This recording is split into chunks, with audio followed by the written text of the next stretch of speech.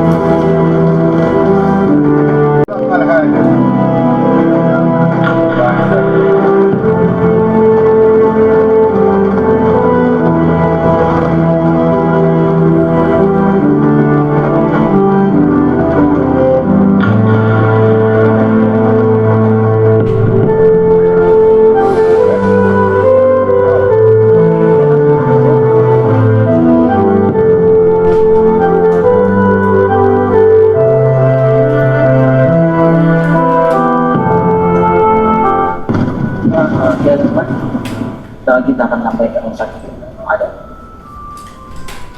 Ini kita sudah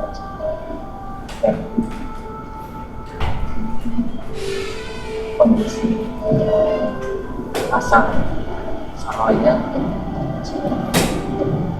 tapi jual pagi pakaian dia rumah sakit dan ahli Arab. Ini tempat berhenti lagi di sini kita untuk yang jauh atau dari mobil menuju ke rumah sakit Indonesia yang ada di Gaza bagian tengah. Assalamualaikum warahmatullahi wabarakatuh. Alhamdulillah setelah melalui perjalanan yang cukup panjang, melelahkan dan menegangkan, diselingi dengan serangan bom, alhamdulillah kita akhirnya sampai di Rumah Sakit Indonesia dari Gaza Tengah menuju Gaza Utara.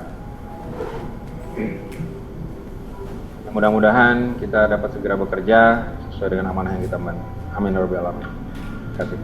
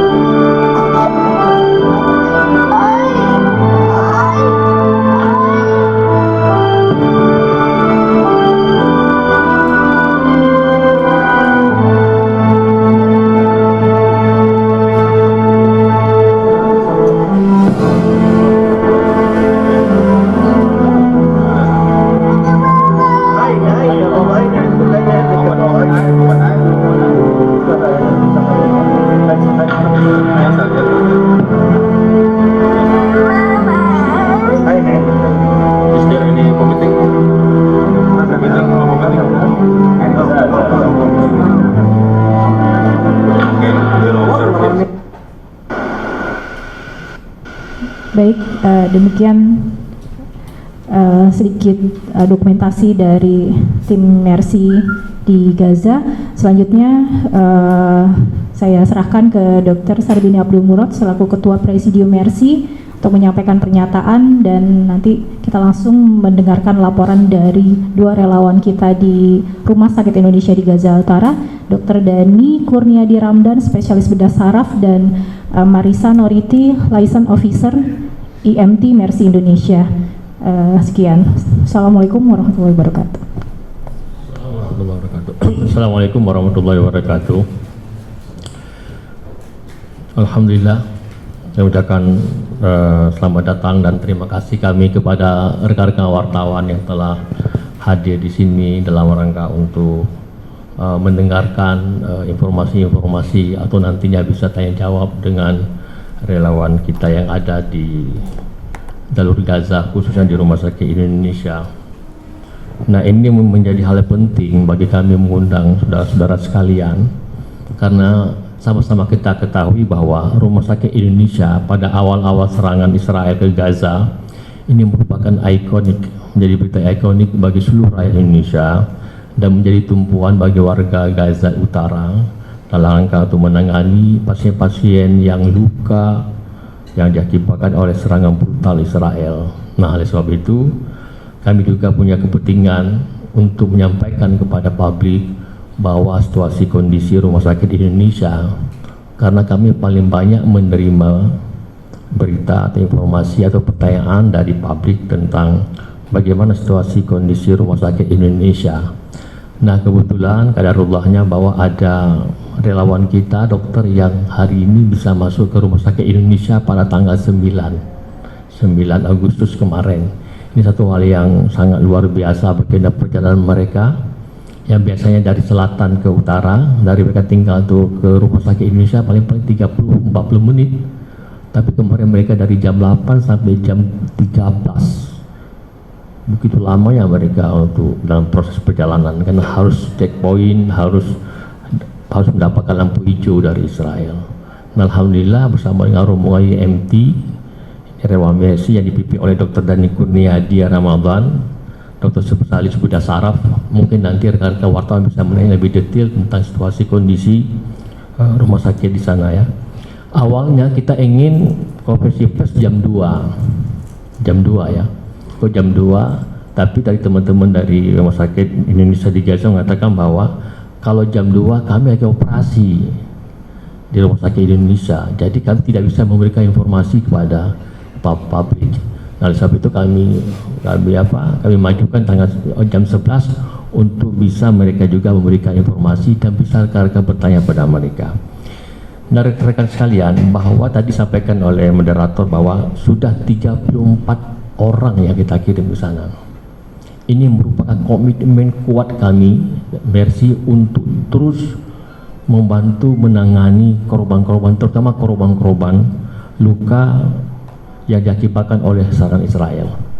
Yang biasanya dari MT 1 sampai dengan 4, ya, teman-teman Mercy itu bertugas di Rumah Sakit An-Nasir dan beberapa rumah sakit yang lain yang ada di Gaza Selatan. Jadi pihak Israel dalam ini melarang kami untuk bisa melakukan tindakan-tindakan operasi di Rumah Sakit Indonesia di Utara, dilarang. Tapi kira-kira 3 minggu yang lalu, ya, saya nggak tahu bagaimana lobby WHO dengan pemerintah Israel, sehingga kita bisa mengirimkan satu liaison officer ke sana untuk menjenguk melihat ya Rumah Sakit Indonesia yang ada di Gaza. Ini satu berita yang bagus sekali. Nah, ditambah dengan tanggal 9 kemarin ada 4 dokter di Indonesia ya. Ada Dr. Dani Kurniadi, ada Dr. Enrina Dia, spesialis bedah plastik, kemudian ada Dr. Eka Maya Sofa, spesialis penyakit dalam, ada Dr. Tri Asmaningrum Larasasti, spesialis anestesi. Nah, kalau Dr. Kurniadi, dokter bedah saraf. Dan dengan terus terang saya sangat begitu ekspektasi, begitu senang dan bahagia karena dokter Indonesia ini bisa masuk ke Gaza Utara ya, dan bisa bekerja di Rumah Sakit Indonesia dengan keterbatasannya. Ya mungkin rekan-rekan wartawan bisa menanyakan kepada Dr. Danikur nantinya apa yang keterbatasan apa yang mereka butuhkan pada hari ini. Dan berarti ada 34 orang, berarti hampir setengah ada dokter perempuan. Jadi jangan dianggap bahwa dokter perempuan nggak berani, mereka juga berani untuk bekerja di rumah sakit yang ada di Gaza dengan situasi kondisi yang begitu sulit pada hari ini. Dan rekan-rekan sekalian, komitmen kita ini terus ya. Jadi dalam fase akut ini, dalam fase Israel masih menyerang Gaza, maka kita akan melakukan pertama adalah bantuan dengan memberikan dokter EMT di bawah WHO. Yang kedua juga kita juga memberikan obat-obatan atau juga keperluan-keperluan yang mendesak lainnya. Sampai ada satu perjanjian atau gencatan senjata yang permanen, baru nanti kita mencoba untuk merenov rumah sakit ulang. Itu merupakan keinginan dan cita-cita besar kami semuanya, dan kita juga minta doa kepada seluruh rakyat Indonesia agar kita diberikan satu kekuatan, satu komitmen, satu semangat yang sama untuk kita membangun Gaza secara bersama. Dan saya pikir itu yang bisa saya sampaikan ya. Nanti yang bisa rekan-rekan untuk terus bertanya ya kepada dua orang ya, kepada Dr. Dhani Kurniadi kemudian sama Mbak Ica ya. Mbak Ica ini beliau adalah liaison officer kita yang beliau yang punya hubungan yang terus berkomunikasi dengan IMT WHO, dan mungkin selain teknis mungkin nanti ada Mbak Ica yang akan menjawab. Tapi kalau saat teknis rumah sakit, situasi di sana, apa yang dibutuhkan dan sebagainya, mungkin nanti kita bisa bertanya kepada Dr. Dhani Kurniadi. Saya pikir itu yang bisa saya sampaikan sebagai prolog ya. Nanti segera kita coba untuk bisa berkomunikasi sama dokter yang ada di Rumah Sakit Indonesia di Bidlahiyah Gaza. Terima kasih. Assalamualaikum Dr. Dhani Kur, Mbak Ica.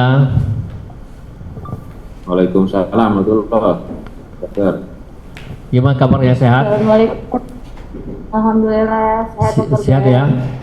Dan ini seluruh rakyat Indonesia lagi menonton, lagi memperhatikan ini ya, memperhatikan teman-teman dan mendoakan agar teman-teman yang ada di Gaza dalam keadaan sehat dan bisa membantu saudara-saudara yang ada di sana. Di sini hadir banyak wartawan dan mereka sangat antusias untuk mendengarkan cerita dari Dr. Dhani Kur khususnya tentang situasi rumah sakit. Mungkin Dr. Kurniadi bisa, Dr. Dhani Kurniadi bisa menceritakan sedikit tentang situasi rumah sakit Indonesia hari ini, karena ini yang sangat ditunggu-tunggu semuanya. Apakah masih utuh, apa yang dibutuhkan, bagaimana situasi dokter di sana, apakah obat-obatan itu cukup dan sebagainya. Waktu kami silakan kepada Dr. Dhani Kur. Baik, bismillahirrahmanirrahim. Assalamualaikum warahmatullahi wabarakatuh.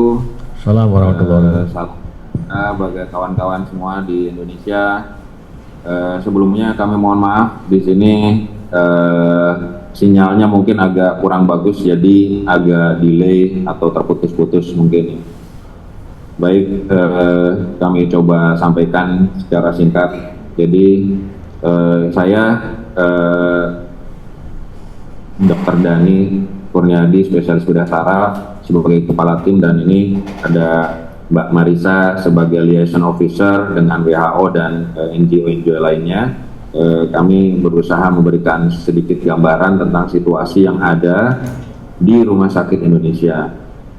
Adapun kami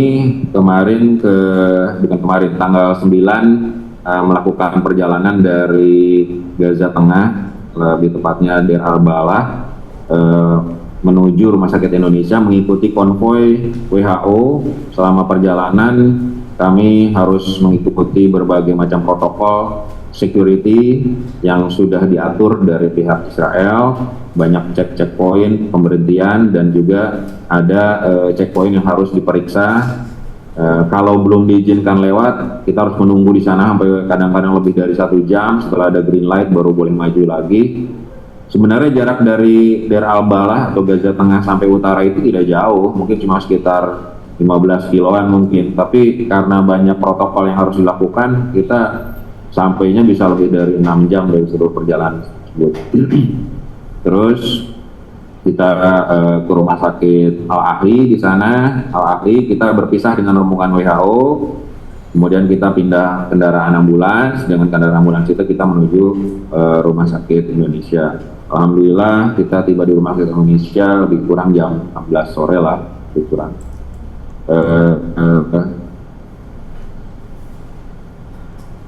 Itu hari Jumat, itu hari libur kalau di Gaza ini.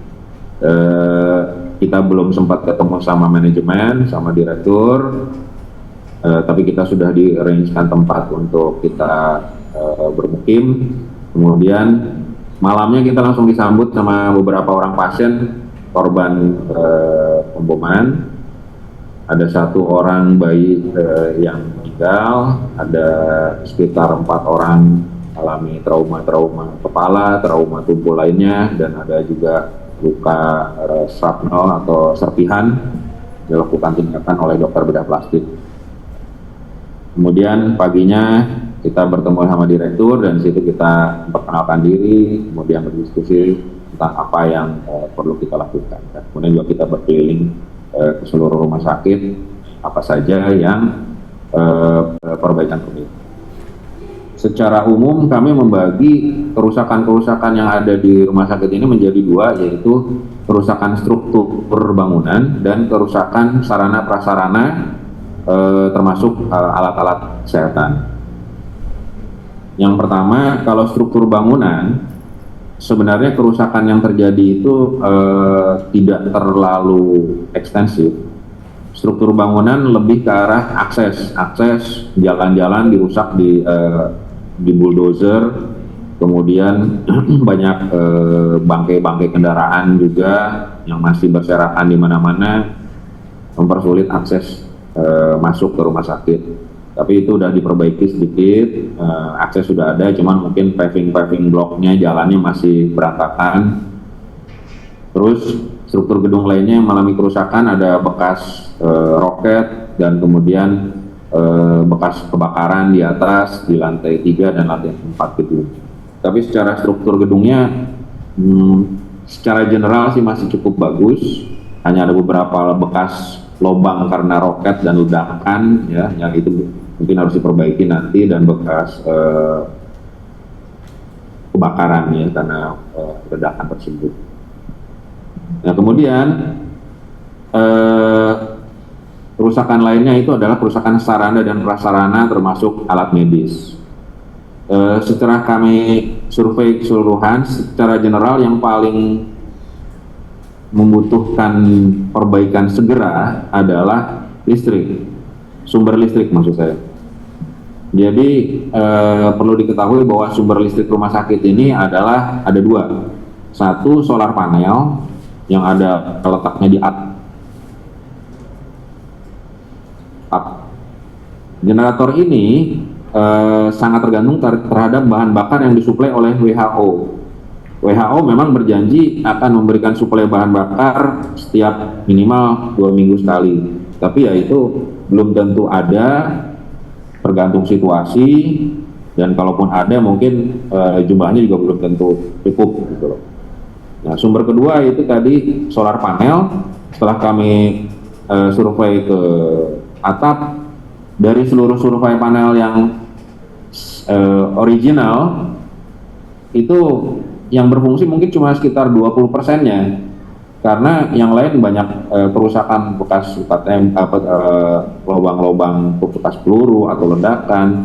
Nah, rupanya dari manajemen rumah sakit ini sudah mengumpulkan solar panel yang masih bagus, dikumpulkan jadi satu, kemudian difungsikan, tapi itu cuma sekitar 20% dari kapasitas yang ada. Nah, kebetulan saat ini kita masih punya sedikit bahan bakar, jadi kombinasi. Jadi kalau malam pakai generator, kalau siang pakai solar panel, tapi generatornya dikurangi dayanya gitu. Nah, ini menurut kami yang paling prioritas untuk perbaikan saat ini, dan kalau bisa sih tidak perlu menunggu sampai ceasefire ya, karena ini sangat vital untuk melakukan kegiatan di rumah sakit. Dapat dilihat tadi rumah sakit ini tetap berfungsi. Kita tetap melakukan tindakan operasi walaupun lampu mati. Tadi itu kemarin kami datang, kebetulan lampu lagi mati, operasi sedang berjalan, akhirnya itu operasi dilanjutkan dengan disenterin pakai lampu HP gitu loh. Ya seperti itulah situasinya. Nah, terus kondisi hidup matinya listrik ini sangat sering, sehingga alat-alat medis yang ada ini karena daya listriknya naik turun itu akan cepat rusak. Penting ya, CT scan dan laboratorium, kemudian UPS itu rusak.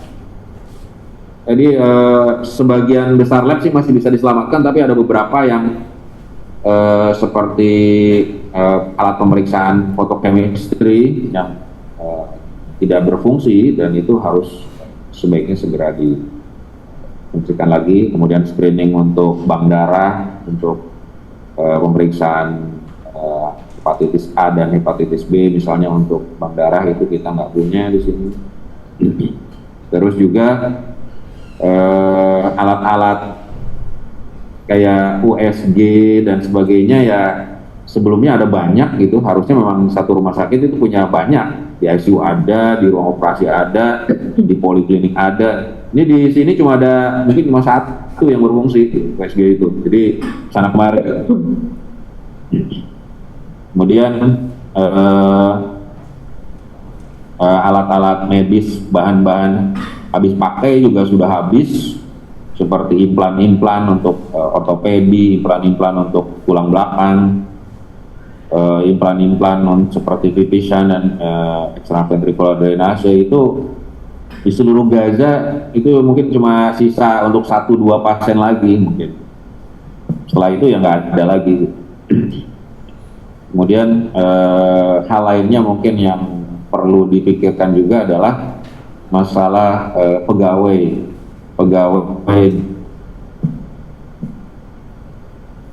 di sini. Itu 80%-nya itu tidak dibayar atau mungkin belum dibayar. Jadi kebanyakan mereka volunteer. Jadi nggak jelas dibayarnya itu pakai apa gitu loh. Nah itu ya termasuk salah satu yang ya kalau ini berkepanjangan bisa menimbulkan masalah, dan itu juga harus dipikirkan bagaimana ke depan. Mungkin nanti kita harus diskusi lebih panjang lagi mengenai. Kemudian alat-alat lainnya itu ya mungkin lebih ke arah spesialistik seperti endoskopi dan sebagainya yang rusak dan sebagainya, itu nanti juga kita harus perbaiki pelan. Demikian kalau dari saya. Ada tambahan mungkin dari Marisa untuk masalah manajerial, silakan. Langsung atau gimana? Langsung aja. Langsung aja. Ya, langsung aja. Oke. Bismillahirrahmanirrahim. Assalamualaikum warahmatullahi wabarakatuh. Saya Marisa sebagai liaison officer IMT Mercy. Alhamdulillah sampai saat ini Mercy sudah mengirimkan 5 tim untuk misi ke IMT Gaza. Nah, sebagai liaison officer tugas saya memang mengkoordinasikan tentang kegiatan Mercy atau hal apa saja yang dibutuhkan untuk menunjang kegiatan Mercy di Gaza, sehingga program-program yang kita laksanakan berjalan lancar. Untuk saat ini di samping kita mendeploy tim kesehatan di rumah sakit yang sebelumnya kita juga bekerja di daerah selatan, sebelum invasi kita bekerja di Rafah di beberapa rumah sakit, dan kemudian di Khan Yunis juga kita bekerja di Nasser Hospital dan beberapa di primary healthcare juga di daerah Derbala. Dan alhamdulillah seperti yang telah disampaikan tadi, untuk tim dari UN akhirnya kita bisa mencapai Gaza Utara. Nah, di samping menempatkan tim kesehatan di Gaza, kita juga memiliki program lain. Salah satunya yaitu mendirikan primary healthcare di daerah Nasser Hospital, insya Allah masih di dalam area Nasser Hospital. Ini merupakan permintaan dari Ministry of Health-nya Palestine. karena kebutuhan ini cukup mendesak di daerah selatan, penyerangan juga cukup intens. Jadi ketika Nasr Hospital itu termasuk yang rujukan utama dan sering terjadi itu di emergency unitnya sangat crowded. Jadi untuk mengurangi jumlah pasien di emergency unit agar tidak terlalu padat dan penanganannya bisa lebih baik, maka dari Ministry of Health meminta kita untuk mendirikan semacam primary healthcare, itu layanan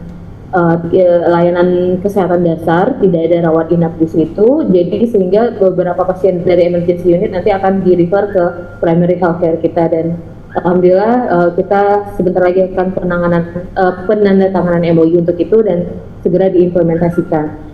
Dan kita juga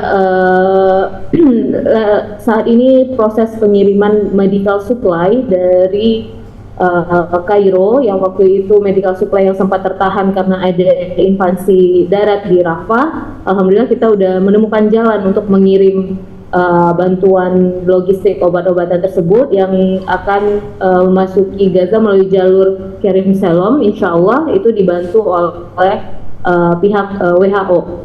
Dan kemudian kita juga akan mengirim medical supply dan beberapa peralatan medis insya Allah dari Amman Jordan, itu dibantu oleh pihak Jordan yang diwakili oleh GHCO Jordan Hashemite Charity Organization. Dan untuk pengiriman dari jalur Amman Jordan ini akan mencapai Gaza Utara, yang itu akan kita gunakan nantinya di Rumah Sakit Indonesia.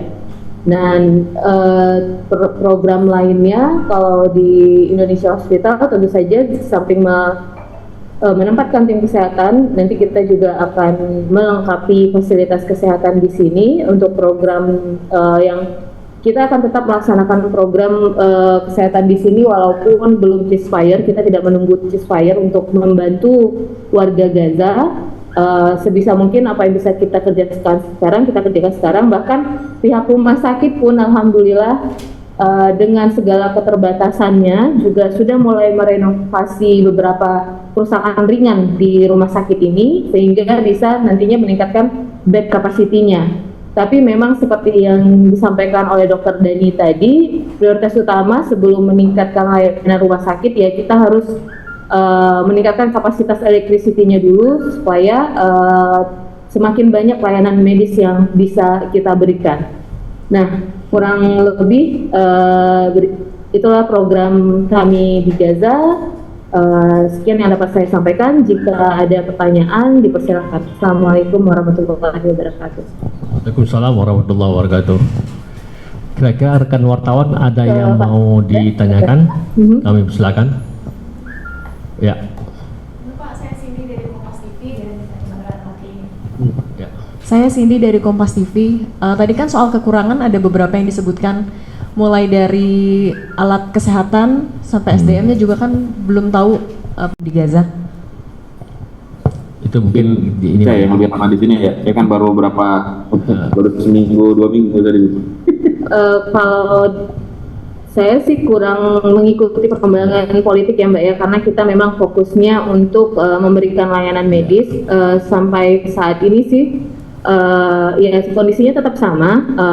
Ada bisa dibilang resiliensinya warga Gaza itu cukup baik ya, cukup bagus. Mereka tidak gampang, walaupun sempat drop, mereka akan cepat move on, bergerak kembali walaupun belum ceasefire.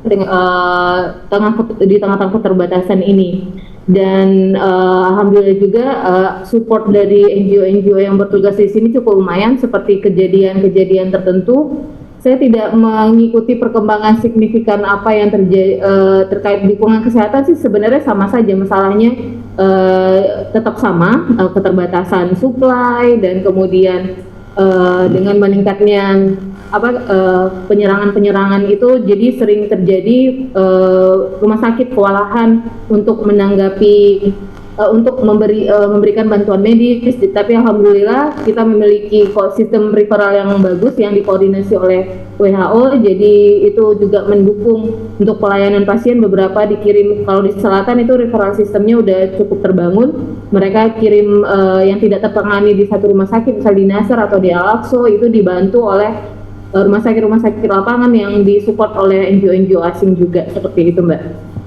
Terima kasih. Di utara yang terjadi juga hal yang sama, tapi di utara itu belum ada rumah sakit lapangan, jadi referralnya jika Al-Ahli tidak bisa menangani akan dikirim ke Rumah Sakit Indonesia. Rumah Sakit Indonesia juga membutuhkan support dari Al-Ahli Hospital seperti yang disampaikan Dr. Dani tadi, karena CT scan kita tidak berfungsi di sini, jadi jika ada pasien yang membutuhkan CT scan itu akan dikirim dulu ke Al-Ahli, kemudian untuk operasinya akan kembali ke Indonesia Hospital dan atau rumah sakit lainnya Kamal Adwan yang ada di sekitar Gaza Utara, seperti itu. Oke, selesai. Udah paham semua ya? Ayo. Saya cuma satu pertanyaan. Saya Fatia dari VOA. Jadi semenjak ditinggal ketika penyerangan Rumah Sakit Indonesia itu kan semua akhirnya meninggalkan Rumah Sakit Indonesia dari utara ke selatan. Jadi sejak kapan sih Mbak Rumah Sakit Indonesia itu kembali menerima pasien-pasien, artinya beroperasi? Terima kasih. Iya benar. Jadi Rumah Sakit Indonesia ini udah bisa dibilang diserang, diaktifkan, diserang lagi. Yang penyerangan laginya itu yang lantai 3 dan 4 itu terbakar ya. Dan itu setelah dibakar itu mulai aktif lagi itu di bulan Juni. Mereka hanya butuh waktu 1 bulan untuk mengaktifkan kembali setelah terjadi pembakaran lantai 3, lantai 4 itu. Dan sampai saat ini walaupun dengan layanan terbatas, alhamdulillah sudah bisa membantu warga Gaza dengan kapasitas yang terbatas juga, itu sekitar 67 bed saat ini, tapi okupansi bednya itu udah 150%. Yang seperti dibilang tadi, ada bed-bed tambahan yang digeletakkan gitu saja di lantai, jadi kapasitasnya itu udah 150% lebih. Jadi makanya saat ini itu sangat urgent untuk meningkatkan kapasitas bednya, tapi ya seperti kembali lagi sebelum kapasitas bed supaya layanannya berfungsi, kita sedang mengusahakan untuk meningkatkan kapasitas listriknya, seperti itu Mbak. Ya, ada lagi? Ya, dari Mina. Udah kedengeran Mbak? Ya, saya Widi dari Mina. Mbak Marisa mau tanya, lobby apa yang Mbak Marisa sampaikan kepada tentara Zionis sehingga bisa sampai mencapai RSI? Terus yang kedua, di sana masih makan Indomie apa makan nasi kebuli, Pak? Terima kasih.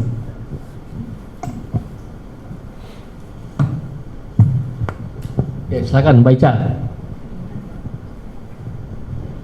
Atau jaringan kayak sinyal ya. Jadi intinya itu bahwa teman-teman berangkat ke sana itu memang atas koordinasi dengan IMT WHO. Halo, Baica? Baica dengar nggak? Saya dengar pertanyaan terakhir tadi.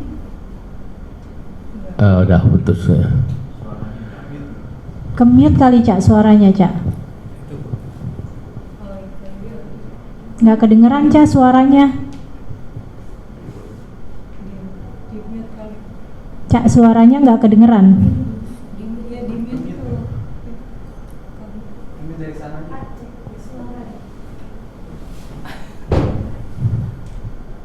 Suaranya masih nggak kedengeran Cak. Halo tes. Oke, udah. Pertanyaan terakhir tadi Nggak kedengeran ya suara yang dari Jakarta, apa memang lagi diam ya? Ya, pertanyaan saya Mbak. Di kita nggak ada kedengaran suara apa-apa. Halo, tes. Halo. Halo. Kedengeran Mbak? Jaringan. Di sini kita tidak bisa mendengar suara apapun dari Jakarta. Ya.